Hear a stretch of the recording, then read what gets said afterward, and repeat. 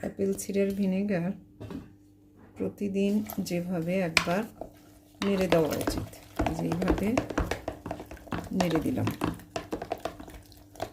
এই কাজটা প্রতিদিন করতে হবে।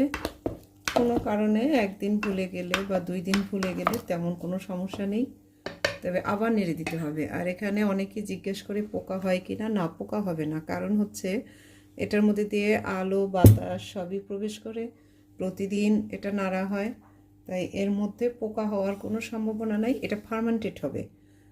ফার্মেন্টেড মানে এটা ব্যাকটেরিয়া জন্ম নেবে, খাবে, ব্যাকটেরিয়ার খাবার খাবে। আপেল থেকে আপেলটাকে পচিয়ে ফেলবে ব্যাকটেরিয়া। এবং চিনি দেব, চিনি 4 চামচ দিয়ে বসিয়েছি, আরও দেব 15 দিন পর। সেই চিনিটা ব্যাকটেরিয়ার খাবার হবে, ওরা খেয়ে আস্তে আস্তে এর মধ্যে আরও বংশবৃদ্ধি করবে, বাড়বে সংখ্যায়।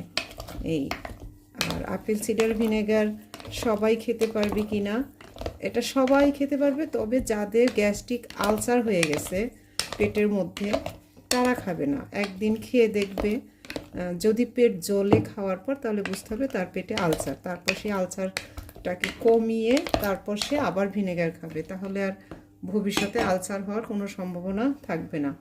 ছোট বাচ্চা, প্রেগন্যান্ট মহিলা, তারপর হচ্ছে দুধ খাওয়াচ্ছেন এমন মহিলা, সবাই হচ্ছে এই ভিনেগার খেতে পারে।